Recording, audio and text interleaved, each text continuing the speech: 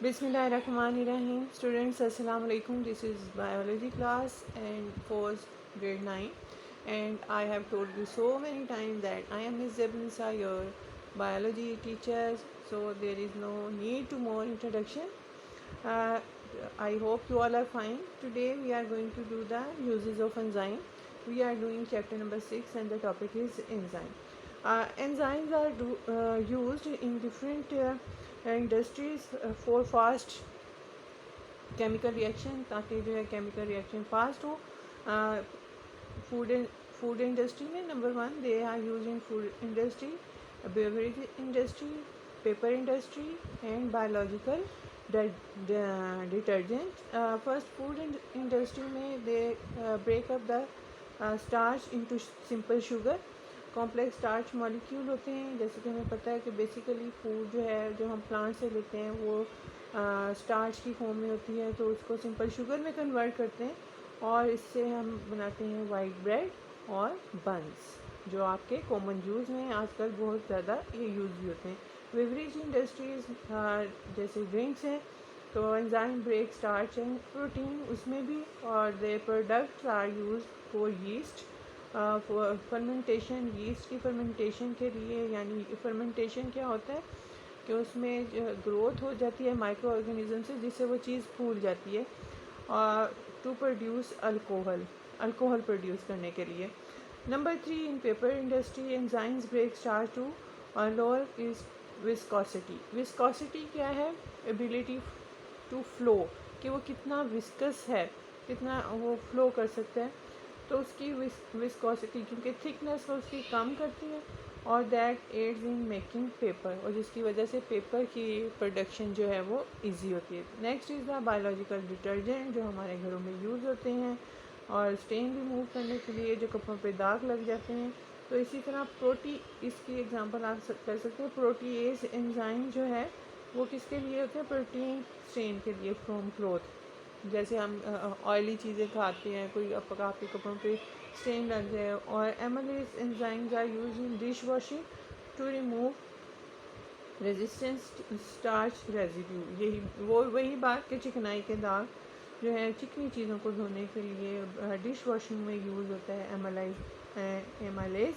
और प्रोटीएज जो है यूज़ होता है removal of protein stains from the clothes, कपड़ों से, और ये डिटर्जेंट्स में यूज़ होता है. So these are the some uses of enzyme. ये भी आप जो है बुक से ही याद कर लें. There is no need to write them out on your notebook. These are important too. Next topic is the factor affecting the rate of enzyme action. के कौन से ऐसे फैक्टर्स हैं? फैक्टर मीन टेम्परेचर है, सबस्ट्रेट कंसंट्रेशन है, pH है. ये किस तरह उसकी रिएक्टिविटी को, रेट ऑफ रिएक्शन को एंजाइम के अफेक्ट करते हैं. बेसिकली क्या है? Enzyme are catalyst protein nature that speed up a chemical reaction and they have a globular nature mean 3 dimensional जो है इनकी शेप होती है. Globular shape mean 3 dimensional. So what are different factors and how they affect the rate of reaction of enzyme. First is the effect of temperature on enzyme activity. We can see this through this graph कि कैसे enzyme जो है वो increase करता है, temperature जो है speed increase करता है एंजाइम एक्शन की. तो यहाँ आप देखें, this is a graph between temperature and rate of enzyme catalyse reaction. आप यहाँ से आप देखें कि ये एक टेम्परेचर जो है इंक्रीज़ होता जा रहा है, और साथ साथ भी एंजाइम गेन काइनेटिक एनर्जी, उसकी काइनेटिक एनर्जी भी इंक्रीज़ हो रही है और रेट ऑफ रिएक्शन भी इंक्रीज़ होता है. लेकिन एक टेम्परेचर ऐसा होता है सर्टन, जहाँ तक एंजाइम आके उसकी जो रिएक्टिविटी है मैक्सिमम होती है. एक स्पेसिफिक टेम्परेचर होता है, उसको हम कहते हैं optimum temperature. here you can see this is 37 degree centigrade. तो यहाँ तक तो एंजाइम अपना जो है बेस्ट अपनी परफॉर्मेंस देता है, और उसका काइनेटिक एनर्जी भी इंक्रीज़ होती है टेम्परेचर इंक्रीज़ करने से. लेकिन अगर ये टेम्परेचर मुसलसल इंक्रीज़ होता रहे तो क्या होता है कि टेम्परेचर गेन करने की वजह से मॉलिक्यूल जो है वो काइनेटिक एनर्जी गेन करना शुरू कर देते हैं, एटम जो है उसके वाइब्रेट होना शुरू करते हैं, और जो ग्लोबल स्ट्रक्चर है वो एंजाइम का वो ख़त्म होना शुरू हो जाता है। ठीक है, और जब वो स्ट्रक्चर जो है ख़त्म होना शुरू होता है, अपने लॉस करता है अपना स्ट्रक्चर, तो उसको कहते हैं एंजाइम डीनेचुरेशन, यानी एंजाइम का ग्लोबल स्ट्रक्चर जो है वो ख़राब हो गया है। और इससे क्या रिज़ल्ट होता है कि rapid decrease in rate of enzyme है। तो लेकिन वो फिर क्या है, बजाय इसके कि रिएक्शन तेज़ हो, वो डिक्रीज़ होना शुरू हो सकता है, और या ये भी हो सकता है कि वो बिल्कुल ही ब्लॉक हो जाए। So this is a effect of temperature on the rate of reaction of enzyme. तो ऑप्टिमम टेम्परेचर वो होता है जिस पे बेस्ट वर्क करता है इंक्रीज़ का, लेकिन अगर temperature is going increasing, time will come when enzyme will lose its globular structure, or that condition is called enzyme denaturation, and it can block the enzyme activity or decrease the enzyme activity. Next is the substrate concentration. आप इसको समझिए students, these graphs are very important. आपने इन graphs को ignore नहीं करना है।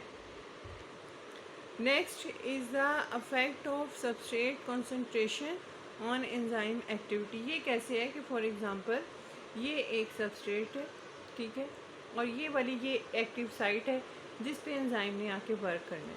अब enzyme एक है, सबस्ट्रेट की जो है कंसंट्रेशन या आपके अमाउंट जो है वो इंक्रीज है। नेक्स्ट स्टेप में क्या होगा कि यही फिर दो एक्टिव साइट्स बन जाएंगी इस सबस्ट्रेट में, और अगेन यहाँ इन दोनों जगहों पे आके जो है एंजाइम जो है वर्क करता है। ठीक है, आप इसको ऐसे देख सकते हैं। ठीक है, यहाँ पे एंजाइम ने ऐसे करते करते एक स्टेज ऐसी आती है कि पूरी जो सबस्ट्रेट है वो पूरा का पूरा ऑक्यूपाई हो जाता है एक्टिव साइट से। ठीक है, हर जगह पे एक्टिव साइट है, और वो पूरे यहाँ पे एंजाइम जो है हर जगह से सबस्ट्रेट एंजाइम जो है, अब सब के सब एक्टिव साइट्स, ये क्या है, एक्टिव साइट्स हैं। ठीक है, जहाँ पे आके एंजाइम ने वर्क करना है, और सबस्ट्रेट की कंसंट्रेशन इंक्रीज़ होती जा रही है, और एंजाइम जो है अपनी एक्टिव साइट्स बनाता जा रहा है और उस पर वर्क कर। अब यहाँ इस स्टेज पे आके एक अगर हम एंजाइम तो कॉन्सेंट्रेट और सबस्ट्रेट की कंसंट्रेशन अमाउंट बढ़ाते जाएं, तो फिर क्या होगा कि एक स्टेज ऐसी आएगी, there will be no space for active site. तो क्या होगा, उस स्टेज को कहते हैं सैचुरेशन ऑफ एक्टिव साइट्स, और वहाँ पे इसको कहते हैं कि इस स्टेज तक आके ऑप्टिमम लेवल तक जो है एक फिक्स अमाउंट तक तो वर्क करेगा बेस्ट, लेकिन उसके बाद क्योंकि सारी एक्टिव साइट ऑक्यूपाइड हो जाती हैं जैसा आप देख लें, और अगर कॉन्स्टेंट अमाउंट बढ़ती रहे तो फिर एक स्टेज ऐसी आती है कि कोई एक्टिव साइट नहीं रहती, इसे सैचुरेशन कहते हैं। और यहाँ पे भी है कि अगर जो सारी ऑक्यूपाई हो जाएंगी तो एंजाइम रिएक्शन जो है उसकी रेट जो है वो फिर ये आप दे सकते हैं, फिर एक रेंज पे आके बिल्कुल स्ट्रेट हो जाता है, कांस्टेंट हो जाता है। Next is the pH value. PH